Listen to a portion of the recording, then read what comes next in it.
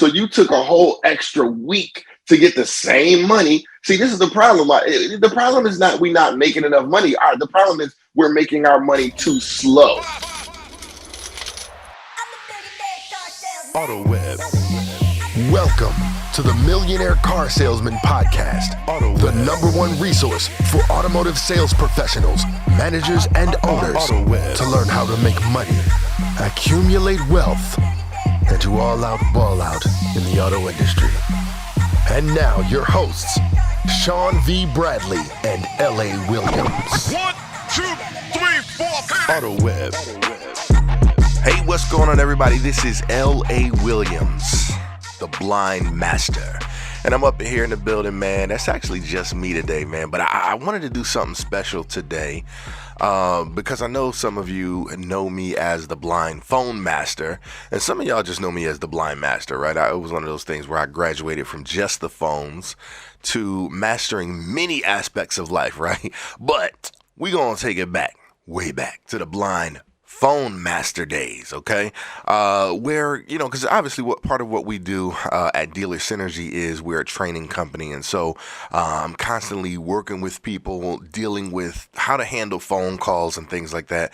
But again, most of you have never gotten to really hear that training. And so I said, let me do this. Let me give you guys kind of a sneak peek into what it's like to work with me on a regular basis. When you have these training calls, what is it actually, what am I actually saying? I'm gonna give y'all some of the, the secrets of the blind phone master, because, I just think that, I want to be able to share that with the audience today, man. You guys are the Millionaire Car Salesman, and, I want to continue in that vein. All right. So, I got 3 different conversations that I want to be able to share with you all today. Number 1, actually I'll go in opposite order, because number 3 conversation I want to share is, sometimes when we're talking to customers, there's many different conversations that can be had. And, we talk a lot about setting appointments, but sometimes you don't set the appointment, right? Sometimes you have to have a second or third conversation. And it's like, wow, what goes on during that conversation? How do we even set up to, go smoothly into a second or third conversation? And so we're going to talk a little bit about that today. Number 2, we're going to have a conversation about text messaging, right? Because y'all know text is a huge deal. And one of the things I've always been good at is how to influence people to actually text me, actually give me a call, because, people like, oh, I want to make sure I, engage with the customer, and people want to text these days. I know they do, right? But what we got to do is we got to influence them to want to talk to us. What you guys have heard me say it before. What is influence? Influence is getting someone to do what you want them to do because they want to do it. So we got to make it desirable for people to actually talk to us. You can't just be settling for people just to text us, because we know that that is not the best form of communication. It's only a 7% communication medium, while tone and inflection gives us a 38% communication medium. So a phone call is 5.5 times more powerful than any email or text message. Text is great for engagement, but we're going to talk about talking on the phone, okay? All right. And then one of the number 1 conversations we want to have is, how are we handling this quote-unquote vehicle shortage? How are we handling, what's happening out there right now, dealing with inbound phone calls? People call us. They want to ask us about a vehicle. Is it available? All that different type of stuff. How do we handle that situation when we know good and well sometimes that vehicle is not available, right? We know good and well we don't have it. Listen, I'm never in favor of lying to a customer. Y'all know that. Y'all know how I am. Integrity is important. And so it's not about lying to customers, but what it is about is making sure that we put ourselves in the best position to serve them properly. So I'm going to, like I said, I'm going to bring you guys into a conversation I was having with a Ford store out in California, right? Pull y'all into this conversation and I think you guys are going to like this one. Check this out. It's all about inbound phone calls. At a Ford store, we get probably 70% of our phone calls are on cars that are not available, and not just because of inventory shortage. But for instance, I'll give you an example. Ford Maverick, the little pickup truck, and it's the customer orders are long enough to fill 2 years of build, And so customers will call and be like, hey, man, you got a Maverick. Yeah. Yeah. You know good and well I don't have a Mac, Mr. Customer. That's what you really want to say, right? No, I totally understand where you come from. So there's a series of questions that you want to be able to take a person through when they're asking about these vehicles, right? Now, I want you to understand that I get it, right? I'll go to Ford stores, I'm making these phone calls, I'm taking these phone calls, and I know that the things that I'm going to say are going to sound really weird, but the truth of the matter is it's just a numbers game, right? So even if what I'm saying to you, even if it only works 30% of the time, that's still 30% more that you're able to create from zero. You guys get where I'm coming from? Yes. Yep. All right, cool. So one of the first things that we got to do is, okay, cool. Somebody's looking at the Maverick or something. I'm going to ask them, hey, just so I know what, now mind you, you got to make sure you got a good relationship with the customer, right? Have you built the relationship? Have you kind of talked to them a little bit, gotten them used to the sound of your voice? Do they know you, like you, trust you, believe you, that kind of stuff? So we can talk about that if y'all want to kind of, we can go into that in just a second, but let's assume that we're all really good at that. Okay, so now I got that done. Now they're like, oh, LA asked me about the Maverick. Hey, just so I know, Dave, what's making you specifically look at the Maverick? I'm just wondering. Man, I just seen a lot of stuff and it gets great gas mileage. Yeah, absolutely, 100%. Got it. Now, what else? Because outside of gas mileage, I'm assuming you need a truck, like some sort of pickup or something like that. Is that right?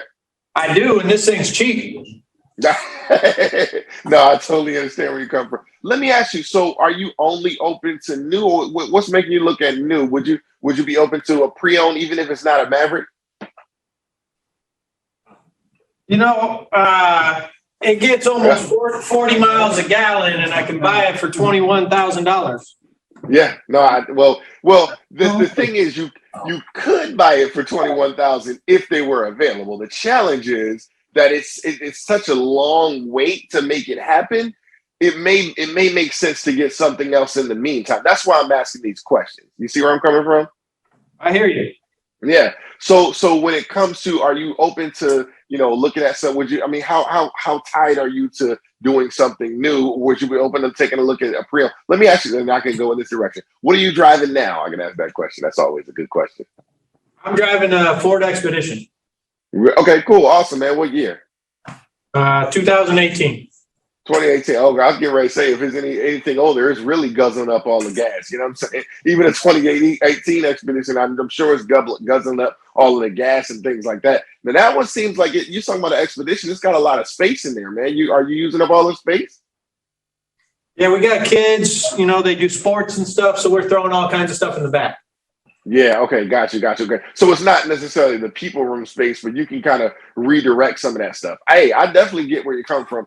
So let's kind of figure this thing out, because like I said, right now, I'm sure you understand that everybody is in your same position. They want these vehicles. It's at the point right now where it's literally impossible for us to even order them. You see where I'm coming from? So the reason why I'm asking these questions is I want to see if there's any possible way, Dave, that I can serve you outside of, pushing us into a situation where we got to wait the 24, 48 months, whatever. Now I'm being a little dramatic, but the 24 months that it might take in order to actually get you a Maverick. You see where I'm coming from?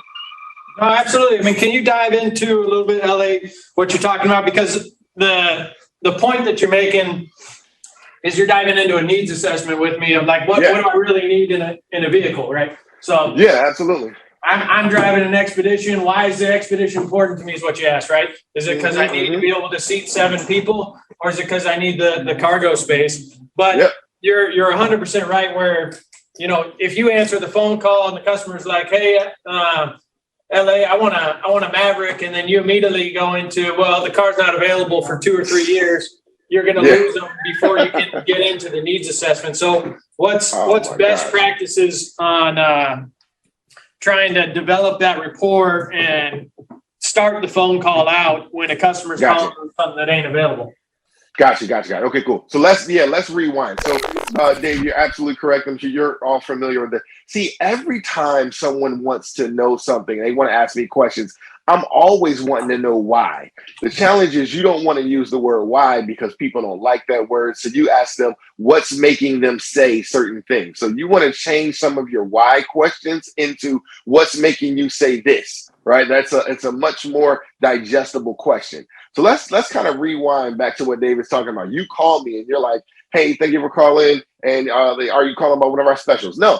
Okay, I'm calling about the Maverick. Okay, awesome. Well, let me come in and pull that up in my inventory. Now, here's the thing. I know that we don't have it in the inventory, but you have to say you always want to, if a customer is calling me about a car, I don't care what car it is. I don't care if I'm sitting in the vehicle, and I've been saying this for years. I don't care if I'm sitting in the vehicle. I don't know whether it's available or not until I pull things up in my CRM. Is this making sense, guys?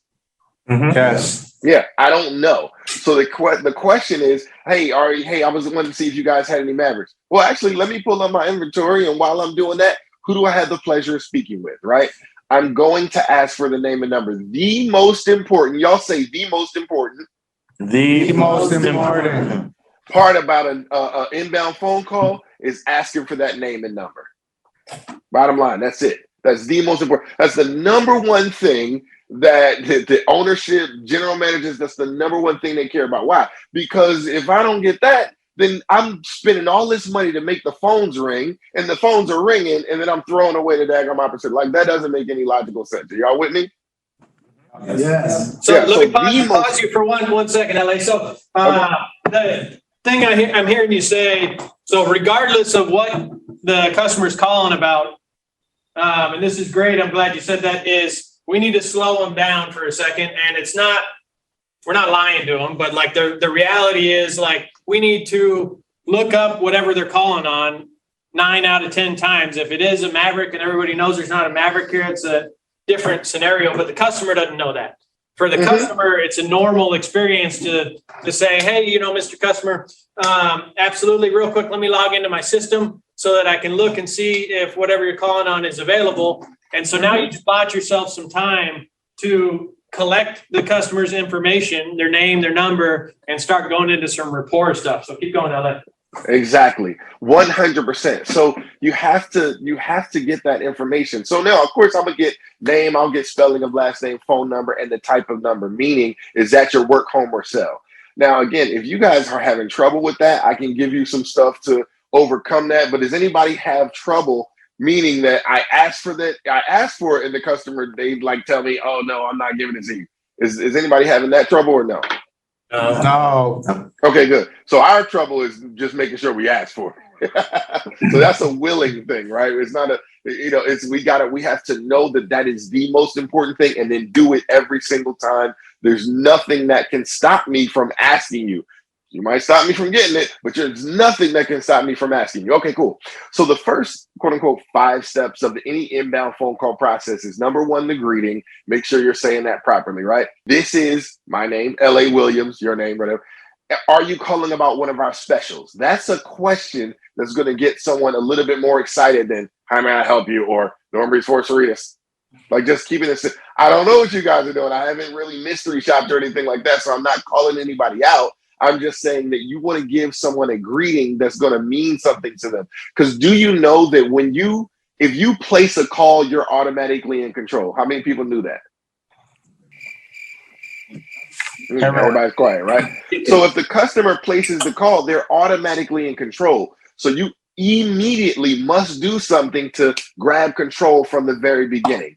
So asking a question is one of the number 1 ways to get in control. Asking the right question put you in even more control. So by you saying, are you calling about one of our specials? You might have something specific that you want them to ask them, but definitely not, how may I help you? That's just weak, old school, and not a lot of value to the customer. Does that make sense?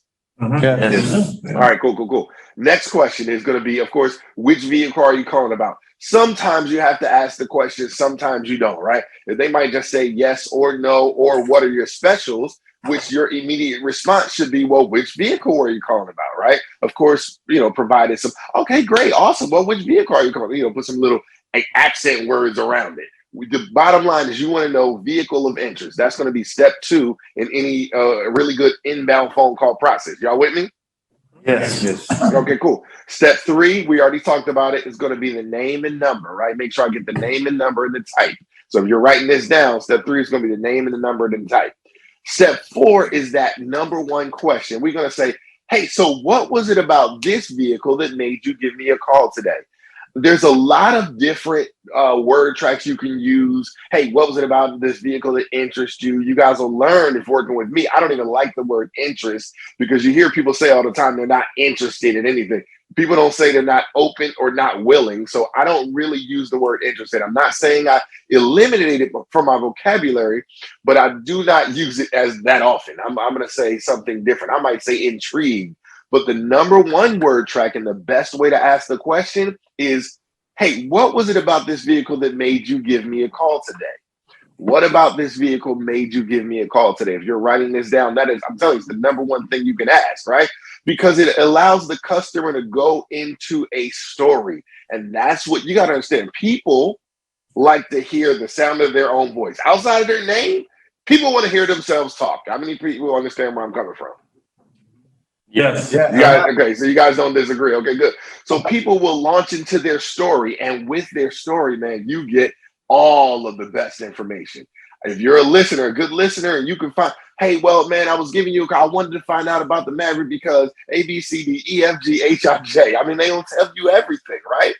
And so even if they try to short answer you, you can just, I just wanted the Maverick. Yeah, no, I totally understand. You got to kill them with kindness. Kill them with kindness because people will have trouble being short and arrogant and mean to you if you're killing them with kindness. Does that make sense? Yes. Right? So again, I don't know what you guys are getting out there. I get all kind of stuff. People say, I just want to know if you had the Maverick. No, I totally understand. I was just kind of wondering, what was it about it that specifically that made you give me a call? And usually I can break people. I can break their negative mentality with my positive mentality. Does that make sense? Yes. Cool. So now they start asking me, or now I start laying things out there, and we can go right into what I just finished explaining, role playing. After these messages, we'll be right back. Attention auto dealers, you need an opportunity to do business. AutoWeb is one of the largest suppliers of high quality leads, high quality buyers. At a 10% closing ratio, you will be at less than $190 per car sold. Don't just settle for what you get. AutoWeb can fully customize your results through targeted markets and/or zip codes, and as a partner, you will get premium placement within search results. Who better to do that than literally the people that invented automotive internet sales? If you want to sell more cars more often and more profitably, then you need AutoWeb. All right, so I hope you guys got some value from that. Man, inbound phone calls, how do we handle those? Extremely important if we're going to be amazing, if we're going to be millionaire car salesmen, right? All right, so the next conversation I want to share with you, I talked about text messaging, right? How do we handle it when people are like, hey, can you just text me, right? Because listen, we already talked about it, right? 7% of communication is texting the words that we use, 38% is tone and inflection, and 55% is visual perception and body language. So what we got to do is, man, we can't allow the customer to force us to play on a 7% playing field, right? That's not the field I want to play on. I need to be playing at 38 or 55%. You know what I'm saying? That's just how it's going to go. So let me allow you guys to tune into a training that I did all about how to escalate written conversations into a phone call. Check this out. I think y'all talking really about this texting thing. So you call somebody and they text you and say, I'm at work. Hey, like they say, I'm at work. Can you text me? How do you handle that situation? I would ask them for their preferred method of contact while they're at work, and if it's okay. Yeah, no, I just said, can you text me now because I'm at work? Oh yeah, absolutely. I would just handle it through text then. Okay, yeah. And so, listen, y'all know how I operate. My whole thing is it makes my job more difficult and my life more difficult if I'm forced to text you. And so y'all got to understand that I'm not unwilling to text the person, but I am unwilling to text the person that's not willing to talk to me. And so my response is, absolutely, we can text now and just talk later.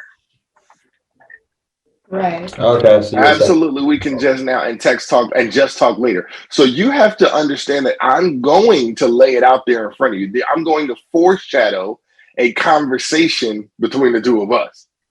Y'all get what I'm saying? I'm not cool with just texting. I understand that that's a 7% communication medium.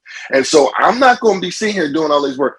What dealership was it? I think it was at your dealership. I don't know if the guy's not there no more, Amanda, but there was this kid that's going to tell me, oh, texting is better, such and such and such and such. And so we pulled up one of his leads, and the guy texted the lead on Wednesday.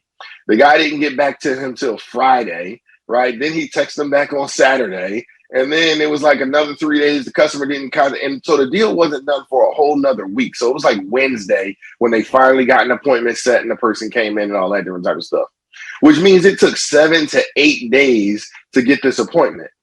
Wouldn't have been me. Like we might have texted on Wednesday, Thursday. By Friday, we gonna be on the phone, set this appointment. You in there, you buying a car Saturday, and my job is done. You understand what I'm saying? So you took a whole extra week to get the same money. See, this is the problem. The problem is not we not making enough money. The problem is we're making our money too slow. You understand what I'm saying? Mm-hmm. Yeah. How much you get paid? How much you get paid, Mike? Somebody come in, buy a car. What's the total amount of commission from set, show, sold, all that good stuff? So if they buy the car, I get 35 per car, and then that increases based on the number of cars sold. Right. But let's just say 35. And then what you get for the money for the show too, right? Or is that how that y'all don't work like that? I'm not sure what it is. It is like a little bonus, but I'm not sure. All right, well, whatever. That's let me tell you, you need to get on your pay plan, baby. You need to know that like the back of your hand, you know what I'm saying? But that's a whole nother conversation. So most places, I mean, if you're getting 24 show, 35 for a sold, that's $55. Do you want to take, and I know my new people, y'all not getting that yet, but you got to get bumped up to the pro pay plan, right? But let's just talk about that. So if that's the case, let's say you're getting $50, right? Do you want that $50 over 2-3 days or 2-3 weeks? Days. You want it faster, right? And so that's what something as simple as what I just said, just adding those little couple of words. Hey, yeah, absolutely, we can text now and just talk later. That's what that can do for you. Right. Does that make sense? Yeah. All right, cool. Is that helpful, Marshawn? Mike? Yeah. Yeah. Just add those little bit of words and it'll change. Now, again, you have to be the kind of person that really would rather talk to the person than text them. I'm sure Marshawn is that kind of person. Are you that kind of person, Mike? Would you rather talk to the person than text them? Yeah, I would. I also want that tone and inflection said everything, my man. Go ahead. Yeah, I would, but if they would rather text, I'm not gonna, you know what I mean? I would rather talk to the phone, but if you would rather text me, I'll text you. Yeah. So I want to help you because we're not on opposite pages. We just on the other end of the page right now because remember everything you say after butt is a bunch of crap, right? What comes out of a butt? A bunch of crap, right? So you got to say this. Yes, I would rather talk to them. Right. I understand that people would rather. I know that people want it because it's way easier to text. Right. So I know customers want to text. But what I do is I influence them to talk to me. Okay. I influence them to talk to me, what is influence? Influence is getting someone to do what you want them to do because they want to do it. So I make it desirable for them to want to talk to me. Mm-hmm. I don't just like force myself on them. I ain't trying to, that's not the game plan. Right. You get where I'm coming from? Yeah. So I already know everybody want to text. It's the easy thing to do. But I know it's more challenging. I know it takes a little more, but I know we can get so much more done. I can be so much greater service to them if they would talk to me on the phone. I don't know if you ever had a situation like I'm about to have surgery in probably like a month or two or something like that, right? And there's going to be some stuff where the doctor going to be like, you know what? Can you just explain to me and I can just talk to them versus texting them. Right. Yeah. So that's how you want to look at yourself. Look at yourself as the doctor. I can't properly serve you over text message. I can't hear you. You can't hear me. I'm not really understanding what you're saying. You're only getting 7% of what I'm really saying to you, Mr. Customer. That's why you got an attitude right now. I'm only understanding 7% of what you're trying to say to me. And that goes into my next piece of advice. So when I'm talking to customers, how do I make myself, how do I make it scrumptious to want to talk to me, right? So I'm going to do one of two things. One of the things that I do is I just tell the customer, I'm confused. Because somebody typed that in the chat. Type, I'm confused in the chat. Now, you may not use those exact words, even though I want you to write it in the chat right now, right? I'm confused in the chat. See, what I do when I'm talking to my customers, they'll ask me some questions or they'll say something. And I'll be like, wait a minute. I'm kind of not understanding exactly what you're saying. Is there any way you would give me a call so we could talk for 2 to 3 minutes? That way I can really understand what you're saying. Right? Yeah, but the whole thing is, man, I'm confused. And so I let the customer know that. And because people don't like to feel confused, they don't want you to be confused either. And so they're more likely to want to talk to you on the phone to stop you from being confused. Does that make sense? Yeah. Yeah. So we can go into some specific examples. I hope you all brought examples, especially the ones that are on the phones. Hopefully you all brought examples, because I can show you exactly how I'll get somebody to go, I'm a little confused by what you're talking about here. Hey, can you break that down for me? Is there any way you could give me a call? We can talk for 2, 3 minutes. I just want to really understand what you're saying, right? And they'll help you out. Now, you don't overuse it, and don't use it when it doesn't make sense to use it, because then they're going to think you're dumb, right? And that's not the goal either. Y'all with me? Yep. Yeah. All right, cool. So that's the first thing. It was really good. This is the third thing, because the first thing was and just talk later. So, but the other way that I'll handle this is that I will ask the customers questions on purpose, right? And then guys, some of y'all might think I'm mean, whatever, but I'm just telling you what I do, right? So I'll ask questions on purpose that I know they don't know the answer to. I'll ask them questions that I know. All right, so that is just a little bit on text messaging, and we're almost at the 30-minute point, but I did say that I would give you this additional conversation. So we're going to talk a little bit about how to handle it. How do we, if for some reason we don't close the appointment the first time, which for the majority of the time we should, right? But if we're forced to be in a situation where we can't do that, or it doesn't make sense to do that, what do I say? How do I handle that situation? And even more so, LA, as soon as I, realize that I'm not setting this appointment during the first conversation, what should I do? How should I set that up, right? Now, again, I know we're talking to the Millionaire Car Salesman group. I know you guys probably know some of this stuff. The challenge is your teammates don't. And so I want you to make sure you share this podcast with them, and give us a review. Let me know if you feel like, hey, wow, man, this was valuable stuff. People need to know this. If they don't, hey, let me know that too. I wouldn't mind. You know what I'm saying? I don't mind being checked, right?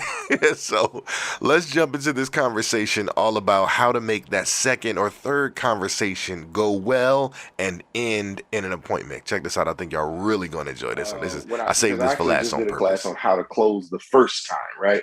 A lot of times, we're on the phone with people and they're like, oh, well, call me back. Or you tell them, okay, well, I'll just call you back and blah, blah, blah, blah, blah. Don't nobody want to hear that, because we could have set the appointment right then and there, or we could have set that proposal right then and there. It could have happened, but we just, didn't have the desire. I always say that's number one. We didn't have the desire, or, whatever, to make sure that it got taken care of the first time. But sometimes it don't have nothing to do with that. Sometimes there's real life situations where, it's not possible. Like, we couldn't have set that appointment. The customer kept saying this, or, it just didn't make sense for us to set this appointment the first time that we spoke on the phone, right? We all understand that happens. Okay, great. So now what do we do? How do we make sure that the next conversation does end in an appointment, right? So there's a couple of key things that I like to talk about when it comes to this. If we're not going to set an appointment, you guys know, what do I say the three endings of a phone call is? You guys know, what do I say the 3 ways that a phone call should end? And in your case, it might be 4, but we can count it as 1. So 3. What's the 3 ways a phone call can end, y'all, or should end? Appointment, proposal. Okay, that's 1. Yeah, appointment, proposal, or what else? Well, here we always end it on a proposal, so I'm not sure actually. You ain't gonna act like every single time you hang up the phone with somebody you got a proposal. Ain't none of us that good. You know what I'm saying? Oh, So, no, I mean, yeah. sometimes when I hang up the phone, it's like, you need this information. All right, I'll get that and I'll get right back to you. Yeah. Yeah, see, and that's the kind of stuff we're talking about, right? Because Okay. that should not stop us from setting the appointment or getting the proposal. Just because you need a piece of information, what? I can get the information. That ain't, you see what I'm saying? That's not the big deal. Okay, so Yeah. once we got this piece of information, when you coming in here? Now, obviously, you're not gonna say it that way. I'm just getting the mindset, right? And once Okay, we yeah. have this piece of information, let's set up the time for the proposal. I can get you the information, and then the proposal's already set. You Okay. get what I'm saying? Why are we Yeah. going back to do the same work? Like, no, I don't need to do all that, right? When I call you, it's gonna be about. And so that's. I'm so glad that came up, right? We said that, and see, this is the kind of reasons why I like working with you guys because I couldn't say that to some brand new people who haven't done multiple classes with me. Y'all know how I am, you know what I'm saying? So y'all know how I talk at this point in time, so you Yeah. understand me. You get that I'm not trying to be mean or direct. I'm just straight up and down, right? Let's go. Mhm. So so that's a little bit of the thought process is you always got to be thinking, okay, if I need to get you a piece of information, great. Let's setting that aside, basically. So once we get this piece of information, and lay out the next steps, when's the best time for you to come in? When's the best time for my, product specialist to give you a call to give you this proposal? Because what does the piece of information have to do with their schedule? Okay, right. Absolutely nothing, right? So we Yeah. got to have the mindset of, okay, well, let's still get the schedule. I'll get you the information. Let's still get the schedule. Because it's always easier to just say, all right, well, now based on this information, I don't want to do the appointment no more. Great, we can just erase it. No big deal. Mm-hmm. It makes life 10 times easier for everybody. Okay. You know what I mean? All right, cool. Now, but like I said, we know that there are some, new situations where, hey, you know what? It's not going to make sense to set this appointment right now, but we will set it, next time I call. So what I say is either end an appointment or proposal, Mm-hmm. set an appointment for a proposal, or it's a TO. That's the only three ways I want to end a phone call. Okay. All right? Either I'm going to set the appointment or proposal, I'm going to set an appointment to set the appointment or proposal, or I'm a TO. Okay. That's it, right? So Yeah. now the second way is kind of what we're talking about here. When you end your phone calls, let's say we have decided. Now I can't think of a reason right now because those don't really exist too much in my life, right? But let's say because I know they do exist and they have happened to me, so I'm not going to be arrogant and act like I always set appointments because I don't, right? We know that it's just a real life situation. So sometimes. Here's what happens. As soon as I realize we're not going to set this appointment and I need to call you back, then I'm going to lay out the game plan. Okay, cool. So Ariel, so what I'm going to do is, I'm going to end up calling you a little bit later today. I know you said you got to have a conversation with your husband. I'm going to call you later on today. And then when we talk, we're going to do ABC and we'll set up a time for you to come in either Friday or Saturday. Fair enough? Okay, yeah. See how I did that? So now I laid it out. Okay, this is the game plan, right? So now when I call her, she knows what to expect. And I'm not off for acting as if we should set this appointment now because we talked about this yesterday or earlier today, whenever we talked. You see? So that's the first piece before we even get on the second or third phone call. It's what did we say we was going to talk about on this second or third phone call? I just recently had a situation. I'm trying to think if you guys were on. Were you guys on with Stephanie? No. No. Okay. So this girl, I was at her dealership and the lady, she's talking to this lady and she was trying to get her to, trade her car and everything like that. The lady didn't want to trade it. So she TOs it to me. So I get her on the phone. I'm talking to her, great. And I realized that, okay, basically this is a financial conversation. This lady wants to pay off. It might have been one of those payoff. You get those phone calls sometimes, it's a payoff call. So she's talking about she wants to pay off her vehicle. And, that way she doesn't have to have a car payment. Okay, well, let's talk about it like this, because think about it. If you pay off your vehicle, let's just say it's $7,000, whatever the case may be. But yet I could give you $9,000 for the vehicle. That's extra $2,000 that you could just have in your pocket. Like, you see what I'm saying? That's yours. So it only makes sense. I'm not it only makes sense, but it could make sense, right? For you to for you to trade the vehicle, get an extra $2,000, and yeah, you'll have a car payment, but you'll also have a new car. You see where I'm coming from? So that could be a good idea, but it wasn't a good idea for her, right? And so I was like, okay, cool. So, and the lady was like, oh, well, just give me a call back. And so I asked her. Now this is some bold stuff. This is what I do. Okay, so when I call you back, Ariel, what are we going to talk about? What's the topic of conversation? So then now the customer has to tell me. Go ahead, you can tell me. Okay, so like after whatever circumstance it would have been, like in this like in this case, I just selling a car to you and getting a car. Right. So you're telling me to call you back. My point, and this is what I say without saying it in short form, is what I'm calling you back for. Right? Right. What am I calling you back? If you've already decided, what do you, okay, well, I'm going to think about if I'm going to do that or not. Okay, well, we know most people when they say they're going to think about something, do they really think about it? No, they don't think about it, right? So I always ask people questions like that. Okay, so just so I'm clear, when we talk again, what's going to be our game plan? I might say something like that. Okay. Just so I'm clear, when we talk again, what's going to be? Well, I just want to kind of, take some time to think about whether I want to. Okay, cool. And if you do, great. If you don't, no problem. Like I'll just say that to her, and that's literally what ended up happening.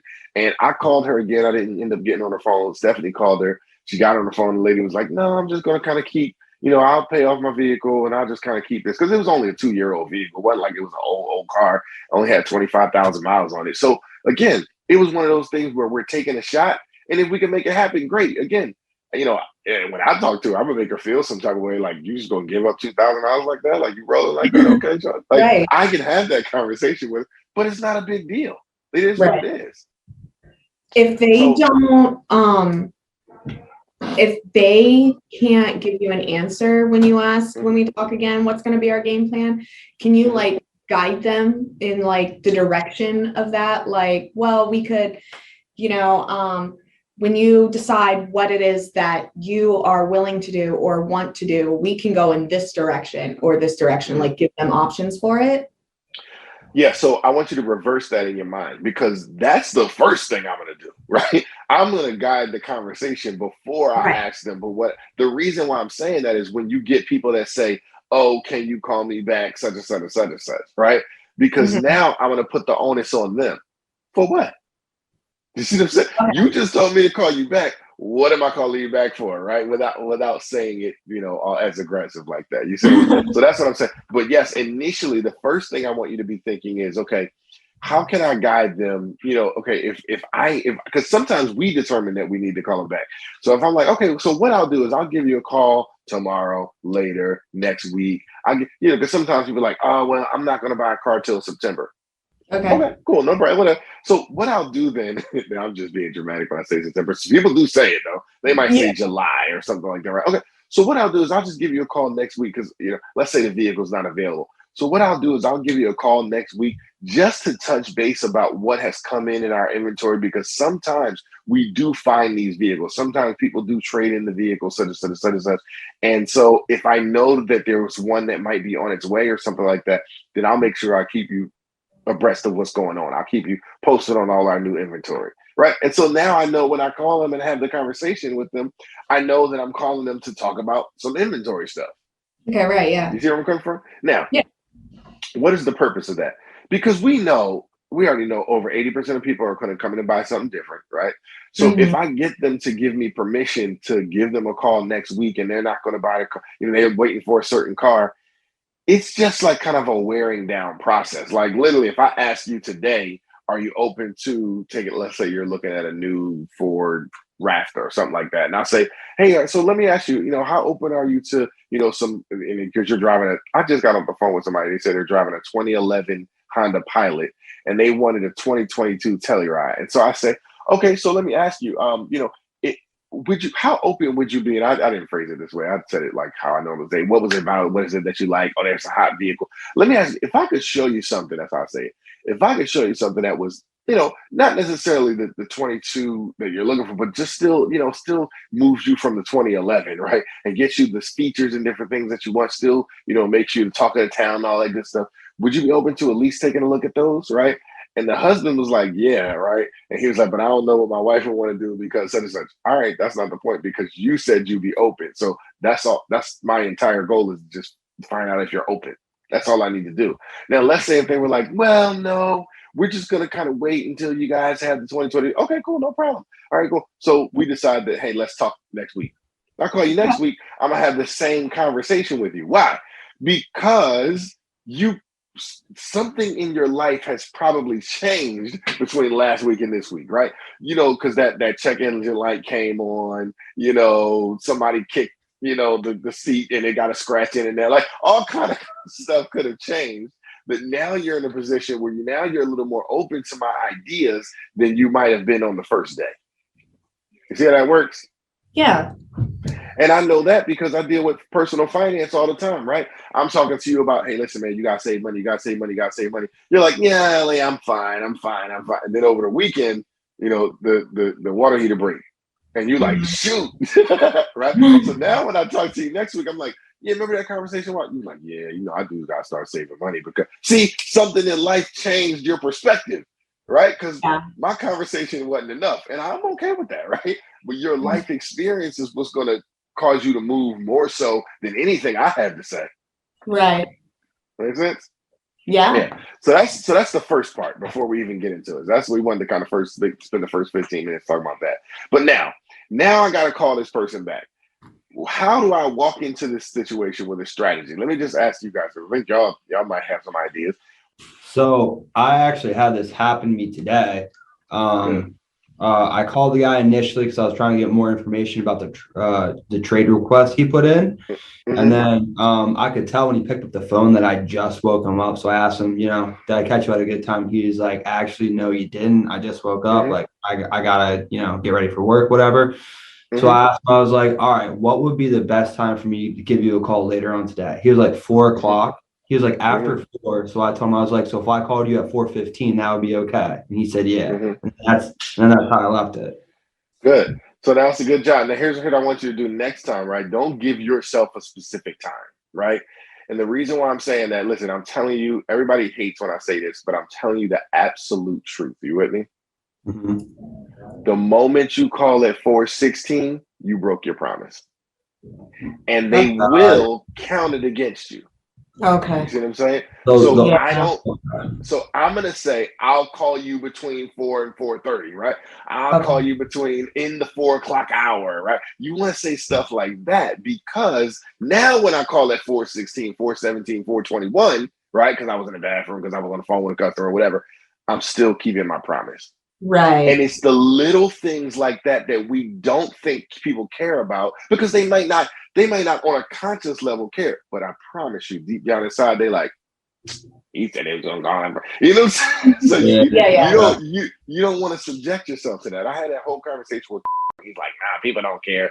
All right, let you tell it they don't care. I promise you they do, right? Okay. So you never want to do anything to give yourself to lose cool points or brownie points or whatever. So if that happens in the future, you go, okay, cool. Hey, so what I'll do is I'll give you a call back at the 4:00 hour, and then we can discuss blank. All right, cool. Now I'm in business. Okay. That works. Yeah. All right, cool.